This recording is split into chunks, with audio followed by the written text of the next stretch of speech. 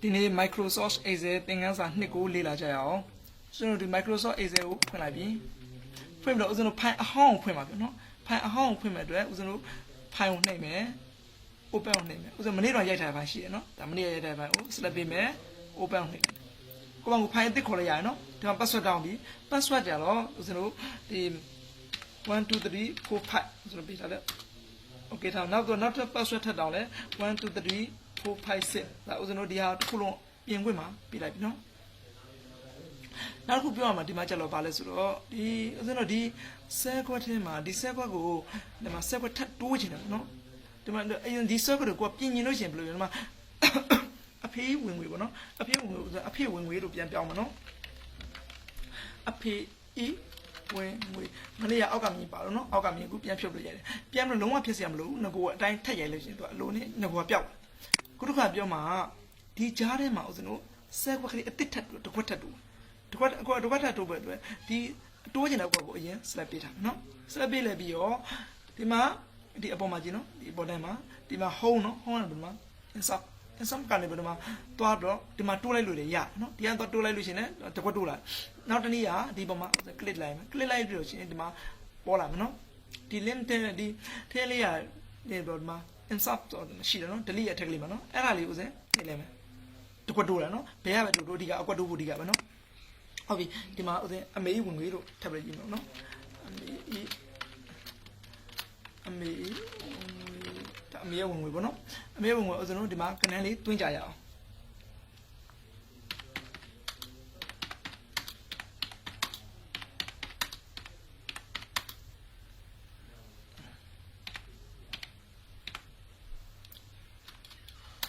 ဟုတ်ပြီဒါအမေရဲ့ဝင်ငွေတွေရတယ်နော်ဟုတ်ပြီအမေရဲ့ဝင်ငွေတွေရပြီဆိုတော့ဒါအဖေရဲ့ဝင်ငွေအမေဒီကြားထဲမှာအိမ်စုပေါင်းငွေလို့ထပ်ပြီးလို့ကျင်နော်အဖေရဲ့ဝင်ငွေနဲ့အမေရဲ့ဝင်ငွေပေါင်းလို့အိမ်စုပေါင်းဝင်ငွေလို့လို့ကျင်တယ်အဲ့ဒီကြားထဲမှာဆက်ကွက်တက်ကွက်ထပ်တူပါမနော် select ပေးမယ်ဘယ်တော့ထပ်ပြီး click ချက်နေပြီးတော့ဒီမှာ insert ကနေပြီးတော့တူလို့ရနော်ဒါမှမဟုတ်လို့ဒီက select ပေးထားမှာနော် select ပေးလေပေါ့ဟောဒီကပတ်လို့လဲတူလို့ရပါတယ်ဆိုတော့ဒီကထပ်တူရလို့ကျင်တယ်ဒီမှာနောက်တစ်ခွက်ထပ်တူလဲနော်ဘယ်ကတူလို့ဒီကတိုးဖို့ဒီကနော်ဟုတ်ပြီဒီမှာစုပေါင်းငွေစုပေါင်းဝင်ငွေနော်စုပေါင်းဝင်ငွေရပါတယ်စုပေါင်းဝင်ဆိုတော့ကွက်ကလေးကနည်းကျင်းနေတယ်အဲကျင်းနေတော့ဒီဥစ္စာဒီကောင်လေးကိုနည်းနည်းလေးထပ်ပြီးတော့ဆွဲပြီးချက်နော်ဟုတ်ပြီဒါဆိုအဆင်ပြေသွားပြီဒီစုပေါင်းဝင်ငွေကကျွန်တော်ဒီဘယ်ကဘယ်လိုပေါင်းရမှာလဲဆိုတော့ဟောဒီအကွက်က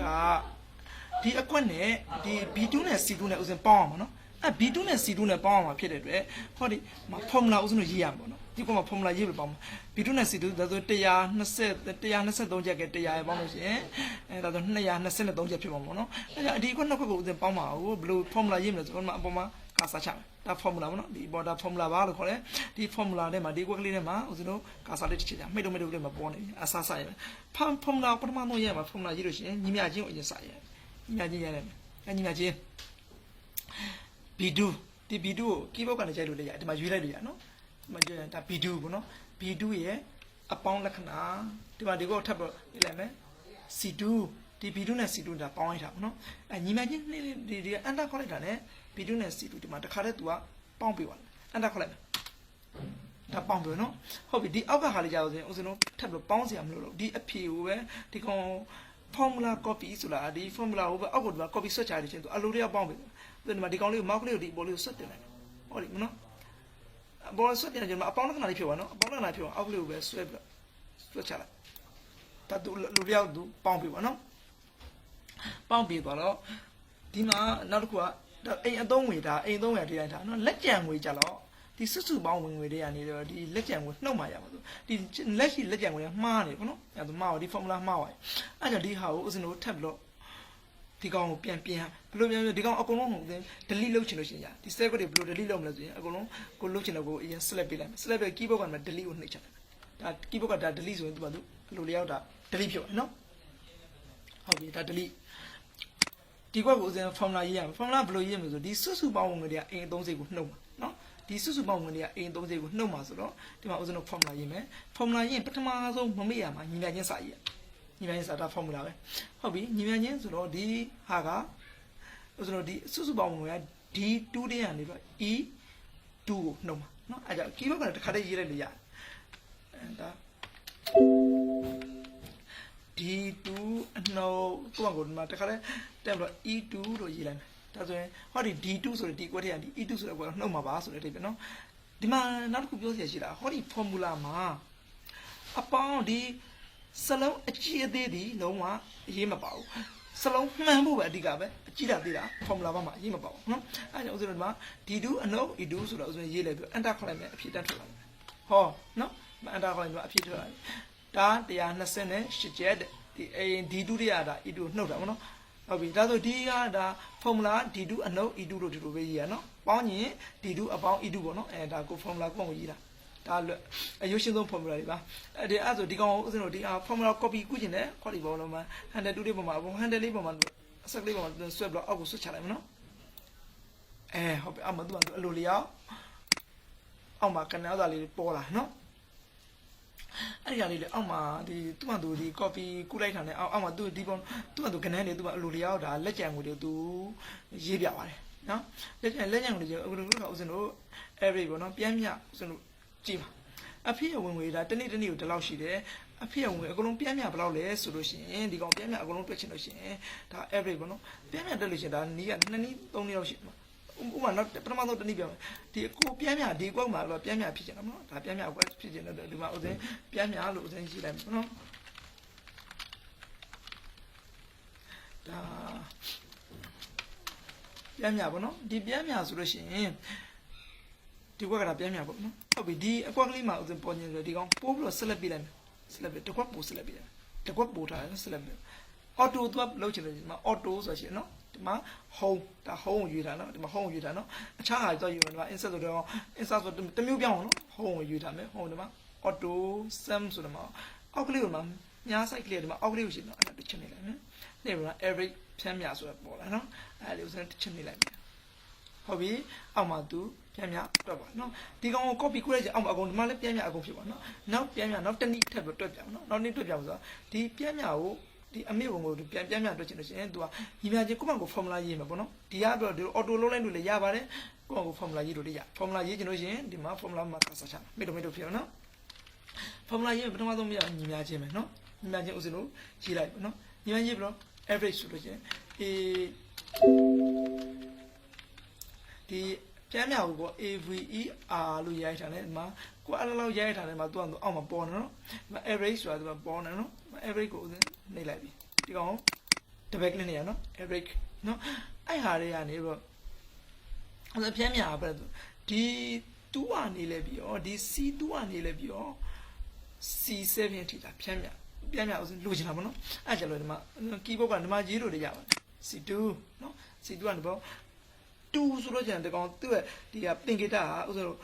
keyboard မှာဆိုရင် K L ရဲ့အဲ့ဘေးမှာအဆက်ကလေး20ရှိရနော်အဲ့ဒါလေး shift ကလေးနဲ့ခံပြီးနှိပ်လိုက်နော် shift ဆိုအဆက်ကလေး20ပေါ့နော်အဲ့မှာဟုတ်ပြီအဲ့ကန်ပေါ့ဥစဉ်ဒီမှာကဘာလဲဆိုတော့ C7 ပေါ့နော် C7 ကိုဒါဆိုဒီကနေပေါ့ဒီအဆက်ကလေး20ကသင်္ကေတဟာဒီမှအထိဒီလိုမျိုးအဓိပ္ပာယ်ထုတ်ပါဘောနော်ဒါဆိုရင် C2 မှာ C7 အထိဆိုတဲ့အဓိပ္ပာယ်ဥစဉ်ဒါရောက်ပါပြီပေါ့နော်အပြန်မြတာသိပါပြီအဲ့ဆိုရင်ဥစဉ်ဒါ enter ခေါက်လိုက်လို့ရှိရင်ဒီရဲ့ပြန်မြထွက်ဒီအဖြစ်ထွက်လာတယ်ဒီကပြန်မြထွက်တယ်ဒီမှာဥစဉ် enter ခေါက်လိုက်ဒီဆိုပြန်မြအဖြစ်ထွက်ရနော်တနေ့ကိုသူ့ရဲ့ဝင်ငွေကဘယ်လောက်ပြန်မြဆိုဒီမှာပေါ်လာနော်အဲ့ဆိုရင်ဥစဉ်တို့ဒီပေါ့နော်ဒီပြန်မြဘက်ကဒီကပြန်မြတွက်ထားနဲ့ဒီကပြန်မြတွက်ထားနဲ့ဒီ auto send နဲ့ဒီမှာပြန်မြဒီမှာ average တွက်ထားနဲ့အတူတူပဲနော်ဘေးကတွက်အဓိကအဖြေရဖို့ကိုတွက်ချင်တဲ့နေရာတွက်ပေါ့နော်ဟုတ်ပြီဒီအကွက်တွေကိုလည်းအဲ့လိုပဲဥစဉ်ပြန်မြအကုန်တွက်မယ်တွက်ချင်လောလောကူကူပဲတွက်ချင်လို့ဒီမှာဒီကောင်လေးကိုအပေါ်က select ပြတယ်ပဲဒီကောင်လေးကို series ဆိုလို့ဒီမှာဟုတ်တယ်မျိုး copy ကူးလိုက်ပေါ့နော်ဒါပြန်မြလေးအကုန်လုံးထွက်လာပေါ့နော်ဟုတ်ပြီနောက်တစ်ခုကအဖေရဝင်ငွေတီးတန်ကြီးပဲစုစုပေါင်းလိုချင်တယ်ပေါ့နော်အဖေဝင်ငွေတီးတန်ပဲစုစုပေါင်းလိုချင်ရင်ဒီမှာစုစုပေါင်းငွေလို့ရေးမယ်စုစုပေါင်းလို့ရေးလိုက်မယ်နော်ဒါစုစုပေါင်းဟုတ်စုစုပေါင်းဒီအဖေဝင်ငွေစုစုပေါင်းပဲဆိုရင်အဖေဝင်ငွေ1ကနေ6ဒီအကုန်လုံးစုပေါင်းနေတာနော်အဖေဝင်ငွေစုပေါင်းလို့ခြင်းချင်းဒီကောင် formula ရေးရမယ်နော်ဟုတ်ပြီအဲ့ဒါဘယ်လိုရေးမလဲဆိုရင်ညီမချင်းဟုတ်ပြီညီမချင်းရေးလိုက်မယ် formula ရေးအတွက်ဒီအကွက်ကိုအစင်းလို့ပါဆို B2 လို့ခေါ်မှာနော်ဒီကွက်ကလေးကို B2 လို့ခေါ်မယ်ဆိုတော့ keyboard ကနေပြီးတော့ပဲဒါ B2 လို့ရေးလို့ရတယ်နော် keyboard ကနေလည်းပြီးတော့ B2 ပေါ့နော် B2 B2 မှာ B7 ထိနော်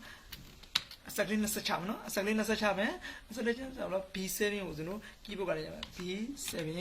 ဟုတ်ပြီအဲ့ပြီးလို့ရှိရင်ကွင်းပိတ်လိုက်ပေါ့နော်ရကွင်းမပိတ်တယ်ရကွင်းပိတ်ရမလို့ပါဒါဆို B2 မှာ B7 အထိဒါကိုsorry ဒါပေါင်းနေတာမနော်ပေါင်းနေလို့ရှိရင် तू ကပြပြကြီးပြဟုတ်ပြီနော်အဲ့ဒီတော့ဥစ္စာဒီကွာဆက်လက်ပေးတယ်ပြောညီမကြီးရေးမယ်ဟုတ်တာမနော်ညီမချင်းဒါပြီးလို့ရှိရင် तू ကအကုန်လုံးပေါင်းမှအများကြီးပေါင်းမှ तू sum လို့ရေးမယ် fu ဒီမှာ sum ဆိုပေါ်နေနော်ဒီကောင် double click နဲ့လည်းရပြီအဲ့ဆိုဒီ sum ပေါ့နော် sum ဘယ်လိုပေါင်းမှလဲဆိုလို့ရှိရင်ဒီ B2 ကနေပြီးတော့ B7 ဒီပေါင်းမှာနော်ဒီ B2 ဒီကောင် B2 ကိုလို့ခေါ်တယ်ဒီကောင် B2 အဲ့ဒီမှာအဲ့လိုဆက်လက်ပေးခြင်း B2 ဖြစ်ပါနော်တခါလေးရတယ် B2 မှားဆိုရင်ခုနကအစက်ကလေး20ပေါ့နော်ဒီ keyboard ကတော့အစက်ကလေး20ဒီတော့ဒါတို့ keyboard မှာဆိုရင်ဒီမှာ Kအဲ့ဒီဒီမှာအစက်ကလေး20ရှိတယ်နော်အဲ့ဒီအဆက်ဝင်မြန်မာလောက်ကဆိုဝက်ဆန်နှလုံးပေါင်းနေရလေးမှာပေါ့နော်အဲ့ဒီအစက်ကလေး20အဲ့ဒီအစက်ကလေး20ကိုယူလိုက်မယ်ယူလိုက်ပြီးတော့ဟောဒီမှာ B7 ဒါဆိုရင်ဥစဉ်ဘာအဓိပ္ပာယ်ရပါဆိုရင် तू က B2 ကနေပါ B7 အထိ sum ဆိုတာပေါင်းမယ်လို့ပြောတာ B2 ကနေ B7 ပေါင်းဒီက B2 ကနေ B7 ပေါင်းအဲ့ဒါခေါ်လိုက်ဒါဆိုရင်ပေါင်းပါနော်ဒီအမေရဲ့ဝင်ငွေလေးပေါင်းအဲ့ဒီလိုပေါင်းရတယ်အကုန်လုံးပေါင်းရပေါင်းရင်ဒီ formula ကိုတစ်ချက်လဲ copy ကူပြီးတော့ဒီဘက်ကိုတစ်ခါလဲဆွဲလိုက်ရှင်အကုန်လုံးပေါင်းပါတယ်နော်ဒါဆိုရင်ဝင်ငွေလေးအကုန်လုံးစုပေါင်းပါတယ်နောက်တစ်ခါဦးဇင်းတို့ဒီဖော်ကိုဒီကနန်းလေးတွေကဘယ်လိုရတာလဲငါဒီလက်ကြံကိုရဘယ်လိုလောက်ထားရလာလဲဆိုကိုတစ်ခါတလေမေ့နေမသိနိုင်ပါဖြစ်တယ်အဲ့လိုဆိုရင်အဲ့ဒီကိုလေးကိုဆက်လက်ပြလိုက်အဲ့ဒါမှ formula ပြန်ပေါ်လာနော်ဒါကပါဆို D2 နဲ့ E2 ပေါင်းထားတာပါတဲ့ D2 ဆိုတော့ဒီကွက်ကလေး E2 ဆိုဒီကွက်ကလေးဒါပေါင်းထားတာပါဒီ D2 ထဲက E2 ကိုဒါနှုတ်ထားတာပါလို့ဒါပြောလာပါနော်ဒါဆိုရင်နောက်တစ်ခါဒီအကွက်တွေအကုန်လုံးဒါဆိုဒီအကွက်ကလေးတွေကိုဦးဇင်းတို့ရွှေ့ကျင်တယ်ပေါ့နော်ဒီမှာဒီအပေါ်မှာ column တစ်ခုထပ်ပြီးတော့တိုးကြည့်လိုက်မယ်တက်ဆက်လက်ပေးမယ်နော်ဒီမှာအကွက်တစ်ခွက်ထပ်တိုးကျင်တဲ့အတွက်အပေါ်ကနေပြီးတော့ insert ကနေပြီးတော့ဟုတ်နော်ဒီကွက်ထပ်တိုးလိုက်ဒီဘက်ကဦးဇင်းကဒီမှာအိမ်ဝင်ငွေရှင်းတန်းပေါ့နော်အိမ်ဝင်ငွေအိမ်ငွေငွေရှင်းတန်းပေါ့နော်အဲ့ဒါမျိုးရေးလိုက်အဲ့ဒါဥစ္စာအဲ့ဒါဘယ်ရဒီအကုန်လုံးဥစ္စာအကွက်တစ်ခွက်ထပ်ပေါင်းပလိုက်ဒီအကွက်ကလေးဒီအကုန်လုံးတစ်ခွက်ထပ်ပေါင်းပလိုက်အိမ်ငွေရှင်နန်းလို့အကုန်လုံးပေါင်းနေတာကွက်လေအကုန်လုံးဆက်လက်ပြီးဆိုတယ်ဒါအကုန်ဆက်လက်ပြီးနော်ဒီကောင်လေအကုန်လုံးပေါင်းနေတာကွက်ကိုတစ်ခွက်တည်းပေါင်းနေတာဖြစ်တဲ့အတွက်ဒီကောင်လေအကုန်လုံးဆက်လက်ပြီးနော်ဆက်လက်ပြီးပြင်ဟိုဒီမှာနော်ဟိုနေဝင်ဒီကောင်နော်ဒီမှာအောက်မှာနော် Marsh and Sander ဆိုတဲ့မှာရှိတယ်နော်ဒီ Marsh and Sander ဆိုတဲ့ကောင်လို့နှိပ်လိုက်တာလေဒီအကွက်တွေအကုန်လုံးတစ်ခွက်တည်းပေါင်းသွားတယ်နှိပ်လိုက်မယ်အကုန်လုံးတစ်ခွက်တည်းပေါင်းသွားတယ်နော်ဒါဆိုရင်ဥစဉ်ဒီမှာစာရေးမယ်နော်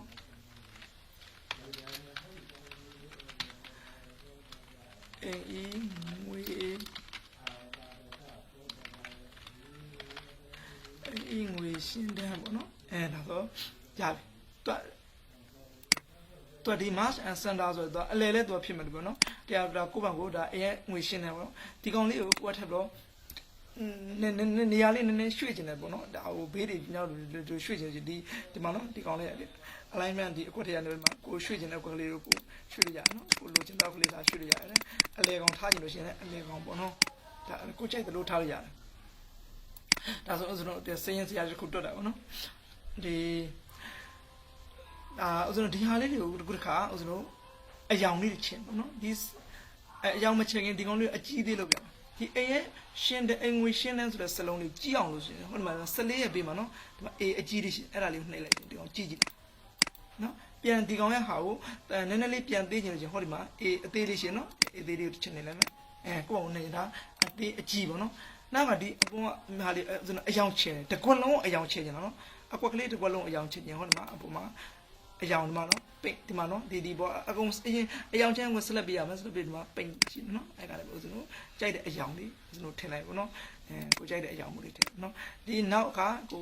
ဒီကြိုက်တဲ့အယောင်လေးထည့်ပြီးတော့ဒီစလုံးလေးကိုပဲတည်တဲ့အရွေးအယောင်တယ်ခုနကကြတော့အကွက်ဆဲကွက်တစ်ကွက်လုံးအယောင်ချင်တယ်နော်ခုတခါဆဲကွက်တစ်ကွက်လုံးအယောင်မချဲဘူးစလုံးလေးကိုပဲတည်တဲ့ရွေးအယောင်ချင်ပဲဖြစ်တဲ့အတွက်ဒီမှာအရင်ဆဲဟာလေးကိုဦးဇင်းနှိပ်ပြီးတော့ ကြိုက်တဲ့အကြောင်းလေးချက်လိုက်အနီရောင်ဒါစလုံးလေးကိုပဲသိရောင်ချင်နော်ဒီဘက်ကဟာလေးကဆဲတစ်ခွက်လုံးကိုအယောင်ချင်လားဒီ A လေးကစလုံးလေးကိုရွေးပြီးတော့ဒါအယောင်ချဲတာပေါ့နော်ဟုတ်ပြီဒီမှာနောက်တစ်ခွက်ဥစဉ်မှာဥပမာပေါ့နော်ဒီအမေရဲ့ဝင်ငွေလေးတွေကနေအမေအများဆုံးဝင်ငွေရတဲ့နေ့ကဒါ140ပေါ့နော်ဒါ140အဲ့ဒီ140ဥစဉ်အယောင်လေးချဲဖြဲပေါ့နော်140ကိုဘာယောင်လေးချဲမလဲဆိုရင်ဒီပေါ့အညူယောင်လေးချဲလိုက်ပေါ့တရားလေးနော်ဒါအမို့ဆိုတော့ကိုယ့်ကိုအယောင်လေးကိုချဲလို့ရတာအယောင်လေးကိုရွေးတစ်လုံးစလုံးလေးကိုရွေးချဲခြင်းဒီဘက်ကချဲအကွက်တစ်ခွက်လုံးကိုချဲခြင်းဟောဒီဘက်ကချဲနော်ဒါဆိုရင်ဆဲလေးတွေဥစဉ်အယောင်နဲ့ချဲတတ်တော့ပြီကိုချိန်ရလဲဒီမှာ15မိနစ်ကပြည့်သွားနော်အဲကြောင့်ဥစဉ်ဒီမှာအဲ့ဆဲသင်ခန်းစာ2ကိုသင်ခန်းစာ2ကိုဒီမှာပဲရက်လိုက်ကြရအောင်အခြားသောအဲ့ဒီသင်ခန်းစာတွေကိုအရင်သင်ပြီးသားသင်ခန်းစာတွေရောအသစ်သင်ခန်းစာတွေရောလေ့လာခြင်းလဲဆိုလို့ရှိရင်တော့ဒီဥစဉ်ရဒီဖြစ်ဖို့အကောင်းပေါ့နော်ဖြစ်ဖို့မှာဒီအကောင်ရိုက်ရှာလို့ရပါတယ်ရိုက်ရှာပြီးတော့အဲ့မှာလာပြီးတော့လေ့လာလို့ရပါတယ်